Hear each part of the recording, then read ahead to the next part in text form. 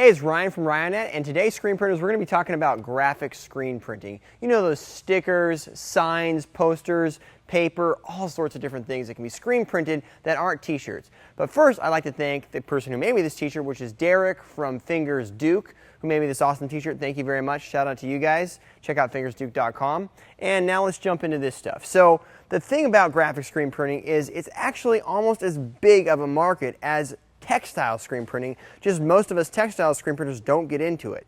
It can seem hard and complicated because it has air dry inks and certain parameters around it, but the fact of the matter is it's just screen printing. So let's show you how to do it. The first thing we need to talk about is ink. Now, graphic screen printing is completely different than textile screen printing. You see a t-shirt, the ink is received into the shirt, especially like water-based or discharge ink, but even plastisol. The shirt is not a hard substrate. Whenever you're printing something like a vinyl placemat, that's not receiving any ink. The ink needs to be sitting up on top of it. Plus, you can't really run a lot of this stuff through a dryer, so we can't really use plastisol ink. So there's two types of ink that we typically can use in graphic screen printing. One is solvent and the other is UV. Now with UV, you need very special dryers that are extremely expensive and special equipment to print it, and it can cause actual burns on your skin if you spill it on you, for instance. So solvent is actually a little bit easier for a manual printer to print. Solvent ink also does not fade in sunlight like UV ink could do. So solvent ink is a great choice. Now, depending on what you're printing, there's different inks for different substrates. So you want to match your substrate for your ink because not all substrates receive the same ink. Certain type of substrates like aluminum, for instance, are very hard to receive ink. So basically, this is another type of ink that we're going to use for this called epoxy ink, which is very similar to solvent-based inks and in the same family, but is a two-part process. Today we're going to be using the general purpose ink and showing you how to use most solvent-based inks. Once your ink is tested, you're ready to go to print. Now, a lot of these inks have different types of thinners available to mix in them. The thinner allows the ink to actually thin out a little bit and stay wetter in the screen.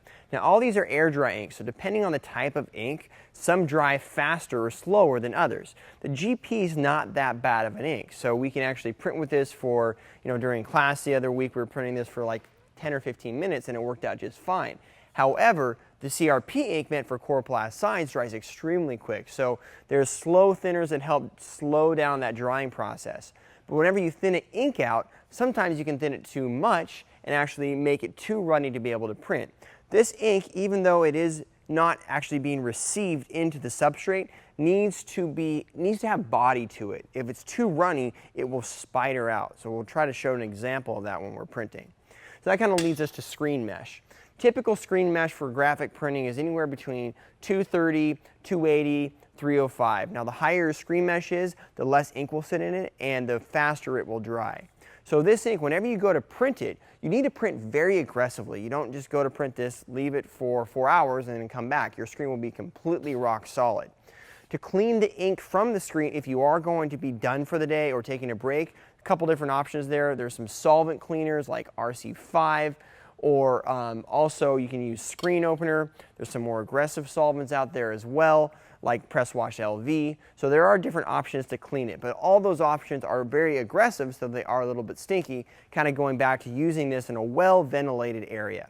So right now we're actually going to, I typically start by, especially if it's not a fast drying ink, just putting the ink directly into the screen. But you do want to have everything prepped and prepared. So today we're going to be printing on some different fun substrates. We're going to do some vinyl. We'll also do like an iPad case. So just try different things and kind of show you how that process works. Let's talk about squeegee blade right here and then stencil as well before we start. Now these solvent inks and graphic inks do need a graphic stencil. If you use just a standard textile emulsion, it's going to break down because these inks are fairly harsh. You want a good quality squeegee. The rubber can be 60 to 70. You don't really need a super hard rubber because you want something that can really finesse the ink. So this is a 65 rubber right here, and it works great for that. So we're going to start out with some vinyl stickers, and I have part of my design taped off. I taped the design off on the top of that. I'll actually open that up possibly for later on in the shoot.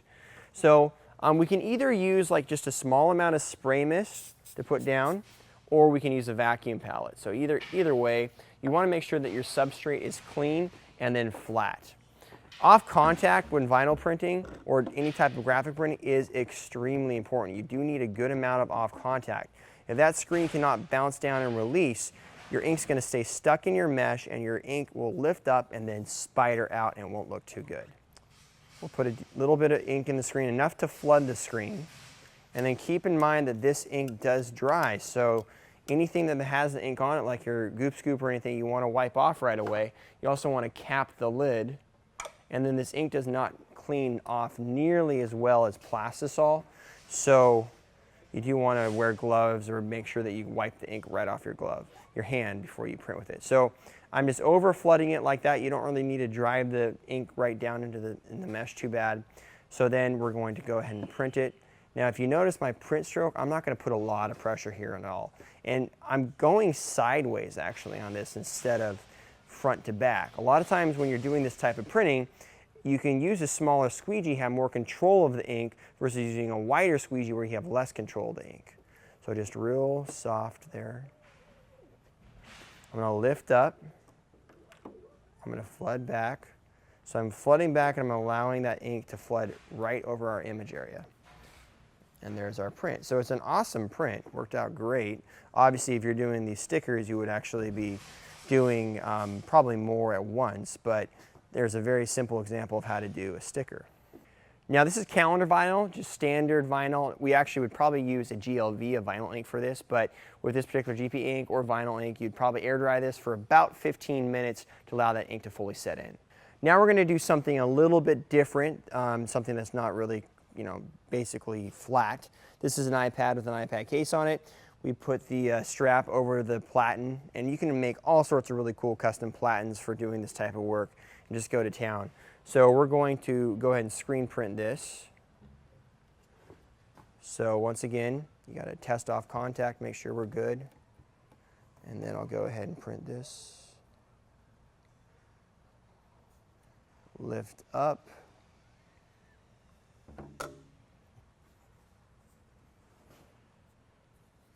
And there's our print on an iPad case.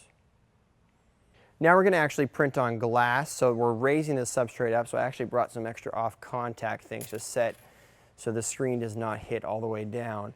Now I'm going to attempt to hold this. I'd probably obviously want to create a custom jig for this if I was doing a lot of this class, but like let's say it's just for a one-off. So that allows me to drop it into place, and then once again, now if it has a proper off contact, I can flood the screen while it's in the down position. It's already released. And there we have our print. Let's show you what happens when this doesn't work correctly. So if we print on this ruler right here, which is, this is not the correct ink to print on it, and we don't have enough off contact, let's say, and we put a little bit too much pressure down, or if we back flood the wrong way, and the ink is allowed to spider out. So if there's too much ink down, something like that. So you see I back flooded and didn't have enough pressure, enough off contact there with the downwards back flood. So the ink is all blurry and spidered out. Didn't work too well. See, it bubbles up right there. Did not properly release from the screen. The cool part of this is if you make a mistake, depending on the substrate, typically you can use some screen opener to actually wipe the substrate off and then start over again. So a lot of times, even if you mess up, you don't ruin the actual substrate. So when you're done printing, I'll put something down that I can clear the screen out with, like this piece of paper right here. And then I'll go ahead and clear all the ink out of the screen mesh.